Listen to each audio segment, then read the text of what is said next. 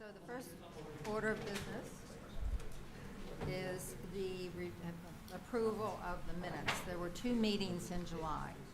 The first. Hold on, folks. Yep. Hello. Yes, done? So the first set of minutes was from our July 3rd meeting. Are there any changes, corrections? I just saw one typo on page 5, second paragraph. It mentions Mr. Thompson said she was hit by a car twice in that area. That should be Miss Thompson. Yeah, there we go. All right.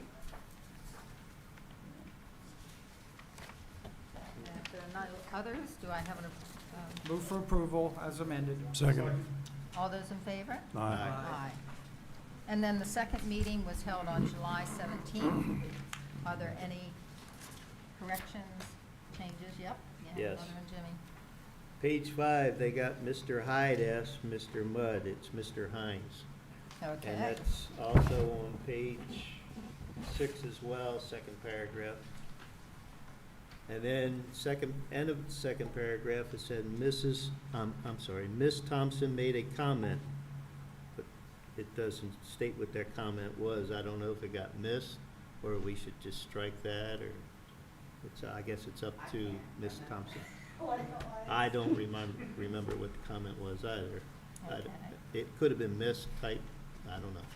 What was the first correction you had on page 5? Oh, page 5, the first paragraph, second paragraph was Mr. Hyde at the beginning of the paragraph. It's me, Mr. Hines. And at the end of that paragraph, it states, Ms. Thompson made a comment. Then there's nothing after it.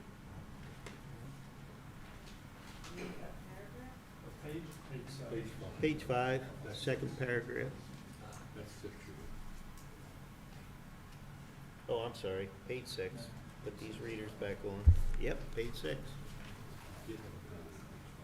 Yeah, comment on page 5 was, yeah. Fifth paragraph on page 5 was, should have been Mr. Hines as well. I have one on page 11. 4th paragraph from the bottom. I believe, thanks to Mrs. Doughton back in 1965 for grammar, that should be, coach should be S apostrophe rather than E apostrophe S, right? Thank you, Mrs. Doughton. Right here. Yep.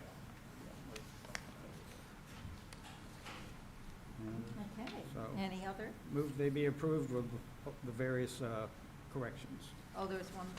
Did you have another one, Jimmy? One Oh. on page 9, third, fourth, fifth paragraph down, fifth sentence, it says, he said they were comfortable with company, they can use the same company by its standalone property that has its one agreements.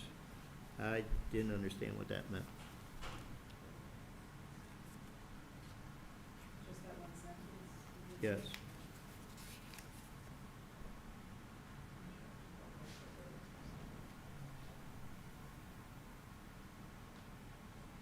Where we at, what paragraph? I think in 1 would be current agreement. Does that sound more logical? Yeah, that fits. So it's the 1.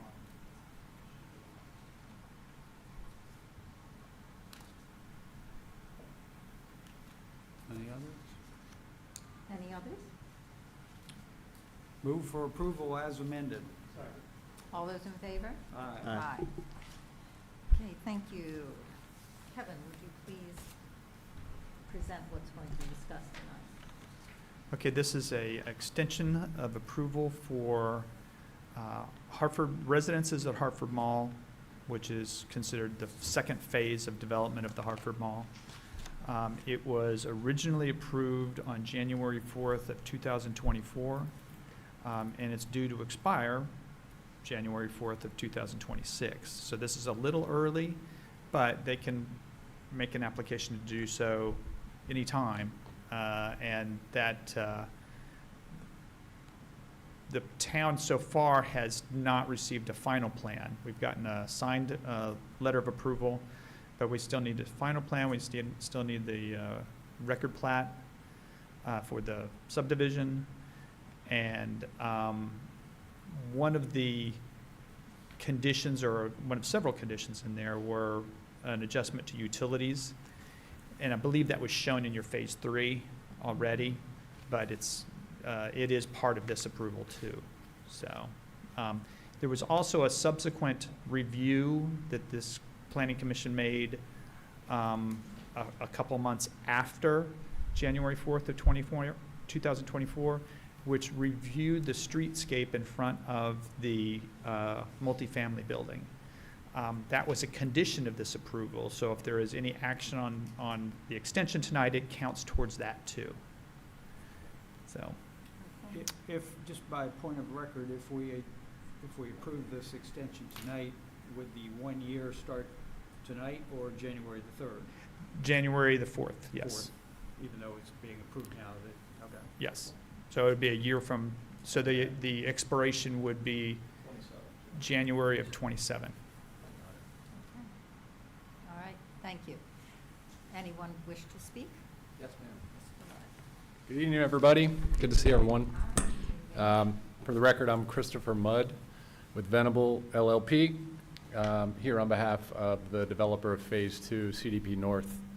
And with me here tonight from CDP are Mr. Kyle Whitman in the front, Mr. Kyle James in the middle, and then Tom Miner with Fred Warden Associates in the back, and a lot of familiar faces, I'm sure, to everybody. And Mr. John Meschel is here as well, who's with CBL, the owner of the mall property. Thanks to Mr. Small for giving a brief introduction, and I'm gonna give a little bit more of an introduction, and then hopefully give you plan to give you an explanation that will hopefully make you all comfortable with the request that we have before you. As Mr. Small indicated, the Planning Commission approved the site plan for the residences at Harford Mall, which is now, since we've been in for Phase 3, is known as Phase 2 of the Harford Mall redevelopment. And that was approved on January 4th, 2024. That approval included the site plan, landscape plan, and special approval, as well as the subsequent streetscape approval that Mr. Small mentioned just a minute ago. As a reminder, it's a 249-unit apartment community with on-site parking deck and best-in-class amenities. What's you're looking at now is the actual site plan. This is what we're asking you to extend. I provided hard copies of this to everyone as well. And I'm going to move to the second page. This begins, the second page and third page begin the landscape plan.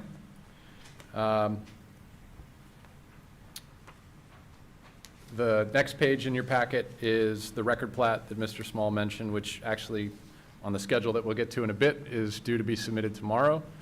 And then the last page, and I'm going to stick here for a minute, just to remind everybody of an orientation to the site. I know it's been about a month or so since I was here last time. I'm going to step away from the mic for a second. So Phase 2 is on this side of the site here. As everyone may remember, we were here on Phase 3 last month, Phase 4 in the corner, and then this was future development. But this plan that you're seeing here was actually part of the presentation that we made with Phase 3 to show the master plan for everybody. Just wanted to make sure everybody was properly oriented for this evening.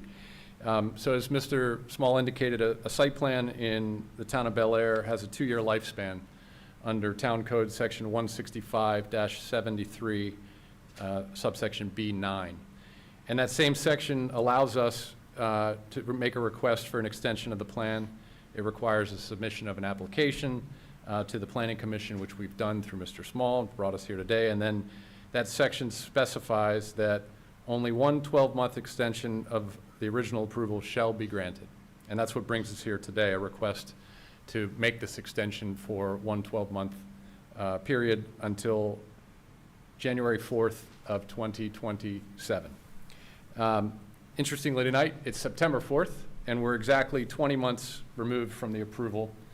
And I know there must be a few burning questions from people about, what we've been doing since that approval. What have we been up to? What's left? How long will it take? And I'm here, and why hasn't it advanced, or why has it only advanced as far as it has to this point? And I'm here tonight to give you a justification and explanation for that.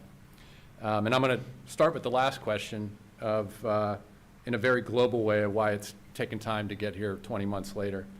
And I'm going to start by saying that in about a week, it'll be 20 years since I've been a land use lawyer. Came out of law school, went to clerk for a judge, and became a land use lawyer. And I've worked on dozens of projects in 20 years. I've worked on mixed-use projects, small projects, big projects. And I was thinking, as I was getting prepared for this, I don't know that I've worked on a more complicated project than this one. And it's a great project to work on, but it is extremely complicated. We have a very large property with two different property owners and a massive outdated building that presents demolition challenges. We have continued post-approval site investigations where we've come to discover some unexpected things that we didn't know at the time the application was made in 2023.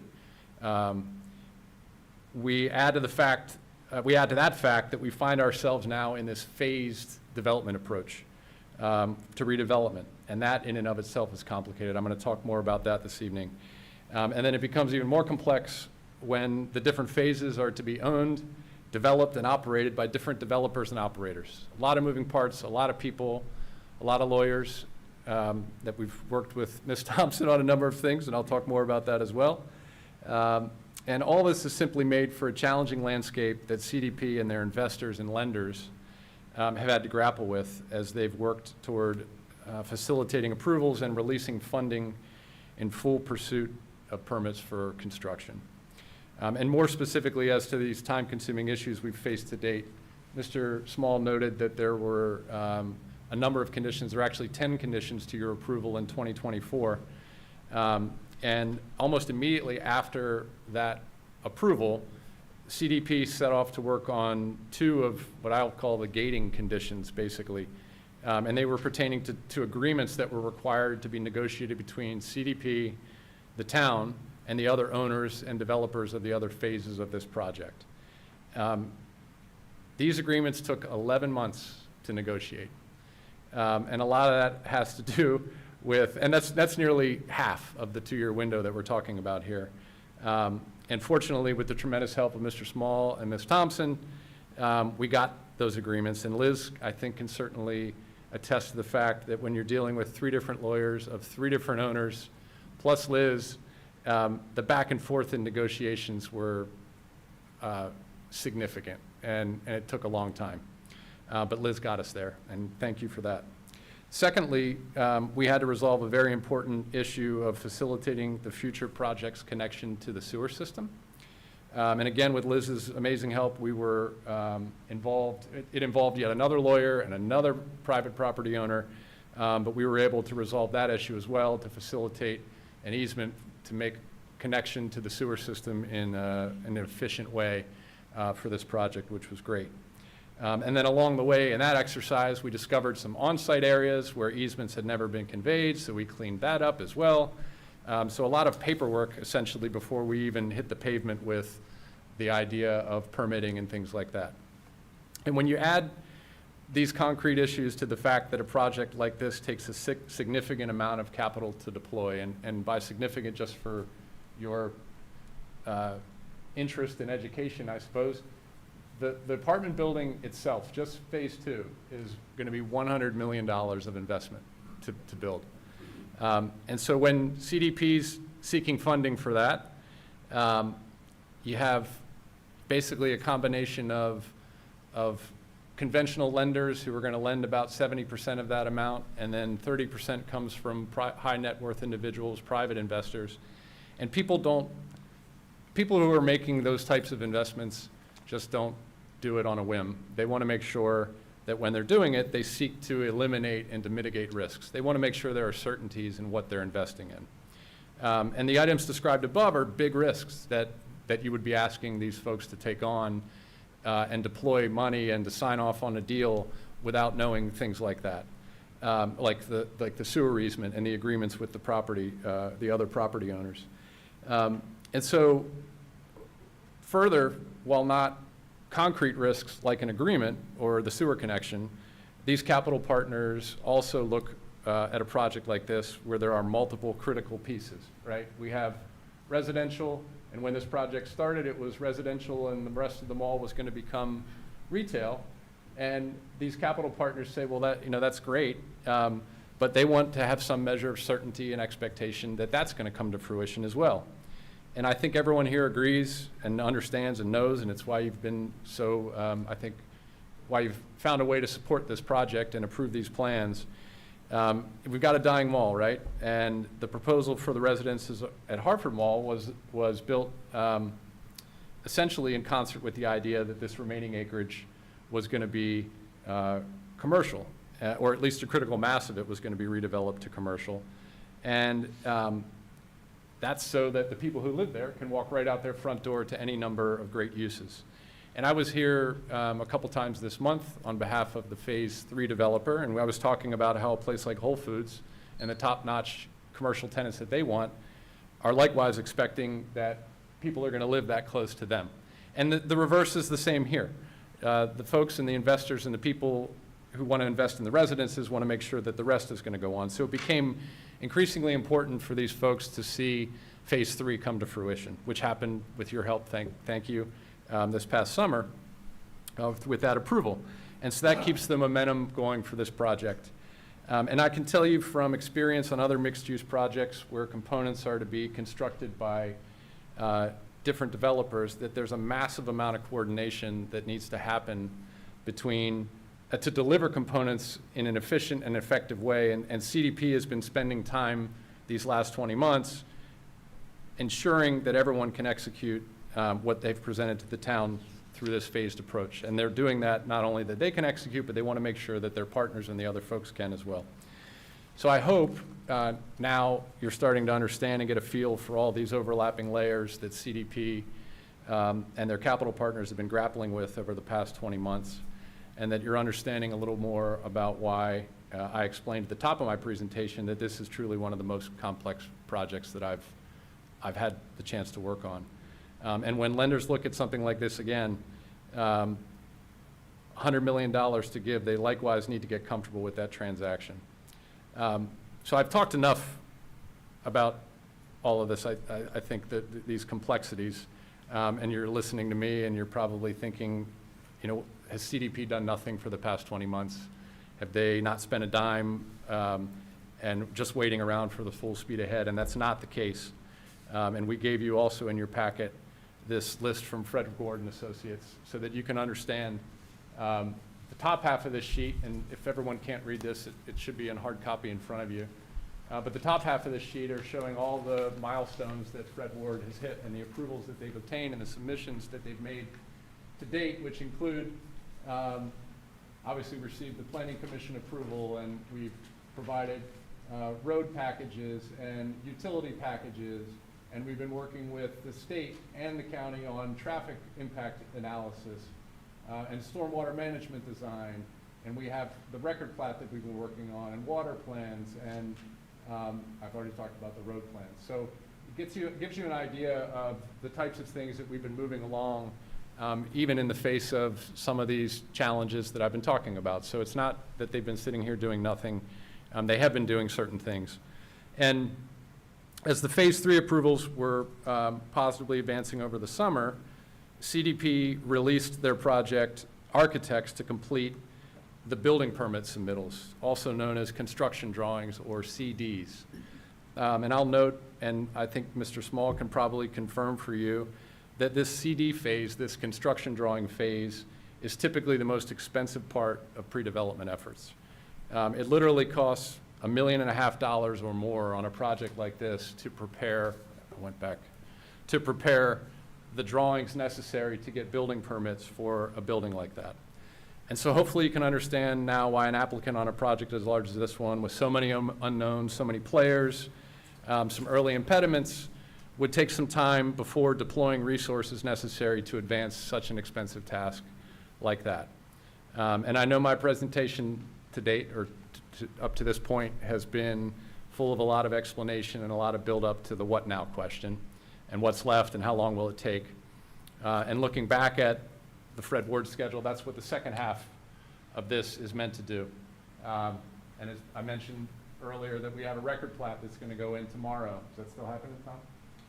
Okay. We have final submittals for permits for public sewer. We have stormwater management, sediment erosion control final plans going in, public water plans going in. We have dates set in here of expected approvals from agencies, and then submissions of bond estimates and public works agreements and the building permits and addressing comments for those, all culminating in an anticipated break ground date on this schedule of sometime between June and September of next year. And then we even go so far out to talk about when construction would be complete, which we have out in June to September of '28.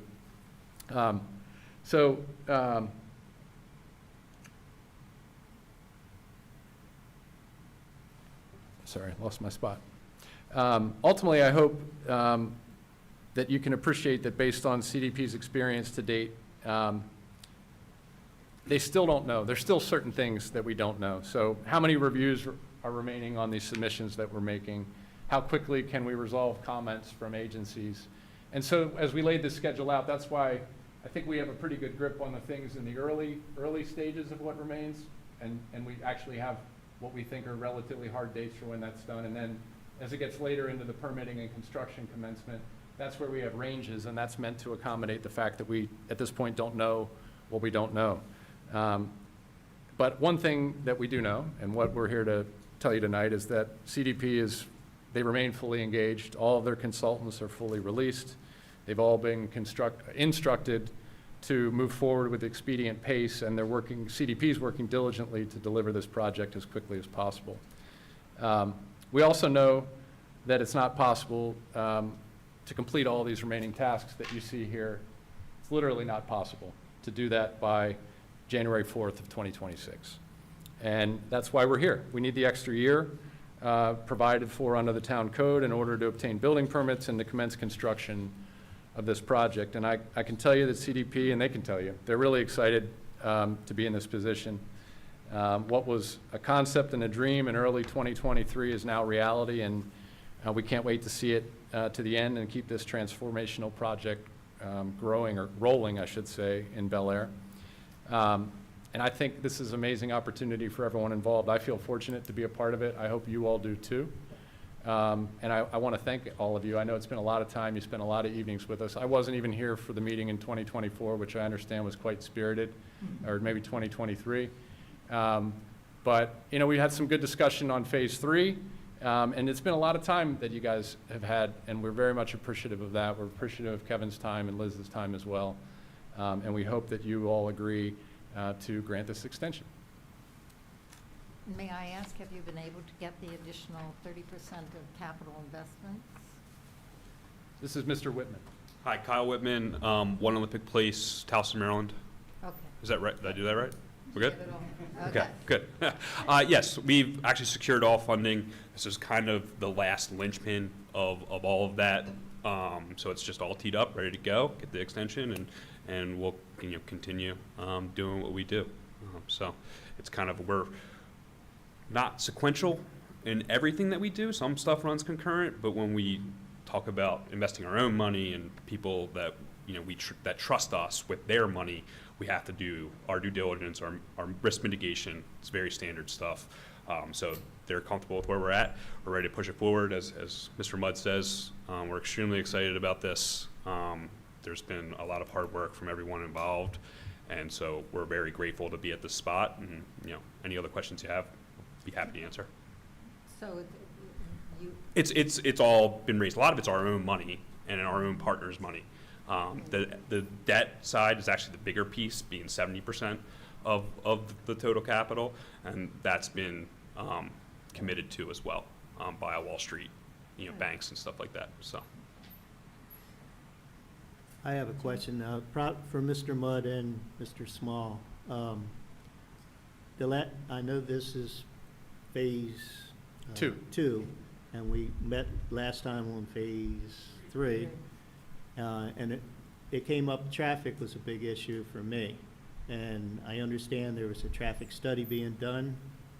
Was that traffic study going phase by phase by phase, or is it looking at the whole big picture? Phase by phase. The first phase, which was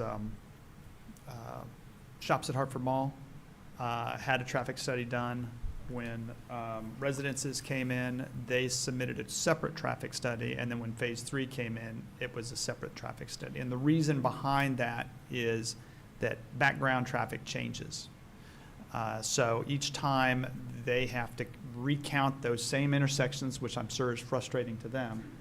But that accounts for any, like I said, any background changes, any new development that happens in the area would now be included in that, the most recent traffic study. And And the one that has been submitted for Phase 3 has not been approved as of yet. It's But- gone through several iterations, but both the state and the county have not commented on the latest version of the traffic impact analysis. And I understand that's not part of what we. That get is not involved part with, of what you but do. We are allowed to give our opinion. Yeah. Can I just add one thing to that, just in case it's not clear? When the Phase 3 traffic study came in, it accounts for the existence of Phase 2 and assumes that that traffic's part of what's going to happen as well. So it's not in isolation. The only concern I have is the Gateway intersection. My opinion is that should stay four-way. Due to the entrance that's going to be in Phase 3 now coming into the shopping center on Upper Bolton Street near 24. We talked about it in the last meeting in Phase 3, but I missed this completely, and when I was, I really didn't look at the apartment because I wasn't involved in that when it was voted on. So when it came up with Phase 3, I didn't look at the apartment and realize that Gateway is no longer going to be a four-way, which has a traffic light. And I felt that'd be safer if they kept that a four-way entrance, and then you do away with the left turn coming in up at Bolton Street and just make it an exit out of the mall. I think it still remains a four-way. Still what? I think it still remains a four-way. Can you This one point here? to that? Yeah. Yeah. Yeah, I thought we talked about that last time, that was the only entrance on the street. Because it don't really show it as a roadway on the drawing. There's another entrance that is being closed with this phase, which is right above, coming from the site to site. Oh, the one in the center. Right. That goes into, Best Buy, yeah. Okay, that's the one that's gonna be closed then. Correct. That one Okay, will so be a the gateway three-way. will remain open. Yeah. Correct. Now, that one will retain the light, but the light will become a flasher. So it's no longer a signal anymore, where because yellow flashers for the through traffic and red flasher for anybody exiting the center. Well, that's good to hear.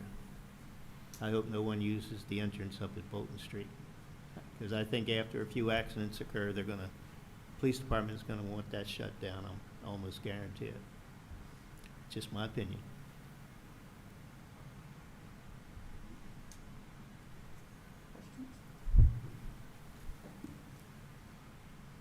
I've been sitting here a long time, not tonight.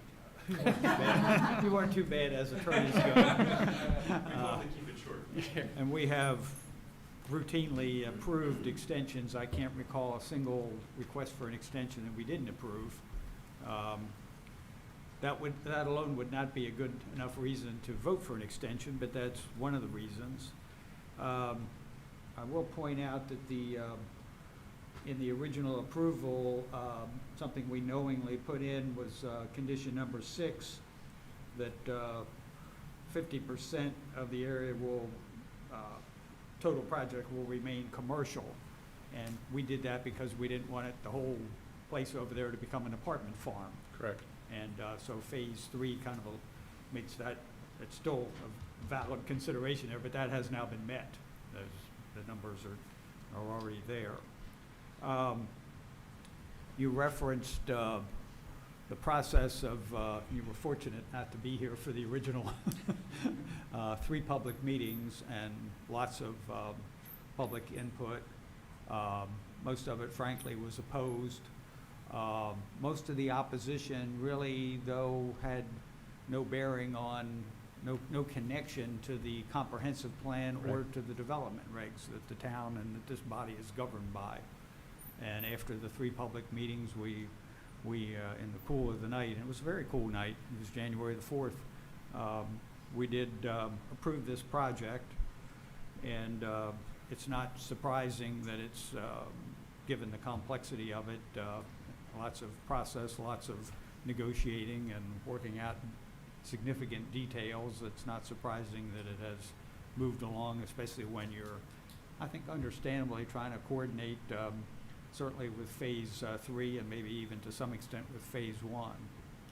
So with all that in mind, I'm going to propose that we support, I'm going to move that we extend the January 4th, 2024 approval for CDP North LLC for 1 year, ending January 4th of 2026. Seven. Is there more discussion? Aye. Chair votes aye as well. You're good. Thank you all so much. Thank you. So I didn't have my microphone on, so hopefully they heard that it was heard you. approved. We heard you. Good.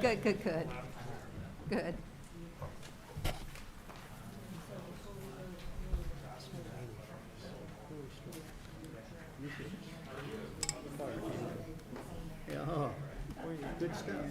Keep the flies away.